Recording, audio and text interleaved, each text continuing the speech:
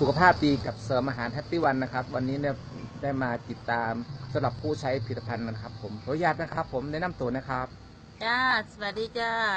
ฉันนางสวัสดิ์บุญหลวงค่ะอยู่บ้านสีแกอำเภอกุมภาวาจังหวัดอุดรค่ะสุขภาพคือปี50เริ่มปวดหลั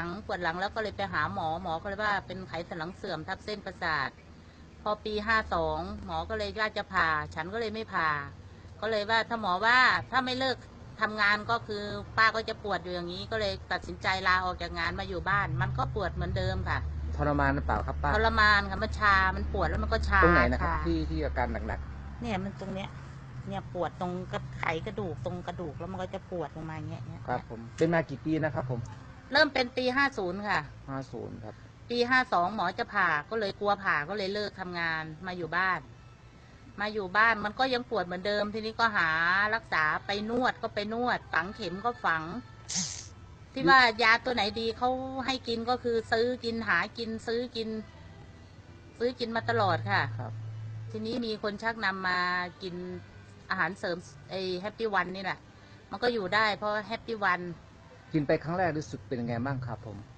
ครั้งแรกกล่องแรกก็ไม่มีอาการมันก็ไม่มีอะไรกล่องที่2ก็ไม่มีกล่องที่3มันจะเริ่มปวดมากเลยปวดจนว่าจะเลิกกินอ่ะทีนี้คนที่เขาพามาเขาเลยว่าไม่ต้องเลิกกินนะให้กินต่อ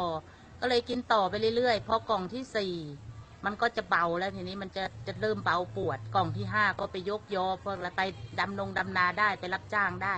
เดินลงทุ่งลงท่าได้แล้วก็ไปวัดไปอะไรก็ไม่ได้พักกลางทางปัจจุบันนะครับอาการล่ะดีอาขึ้นไหมการมันก็ดีขึ้นค่ะก็ยืนนานได้เมื่อก่อนยืนไม่ได้นะแค่นี้มันต้องนั่งแล้วเนี่ยนี่มันก็ยืนนานแล้วก็เดินไปตลาดก็เดินได้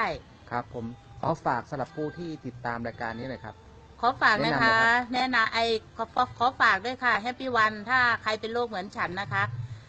กินเลยค่ะไม่ต้องลองกินเลยค่ะถ้าอยากหายก็คือกินไม่ต้องลองกินได้เลยค่ะมั่นใจกี่เปอร์เซ็นต์นะครับป้าตอนนี้คือ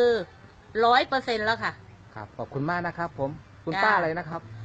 สวัสดิ์บุญหลวงค่ะอยู่ที่อำเภออะไรนะครับอำเภอกุมภาวาจังหวัดอุดรค่ะครับขอบคุณมากๆนะครับค่ะสวัสดีค่ะผลิตภัณฑ์เสริมอาหารตรา PP Happy One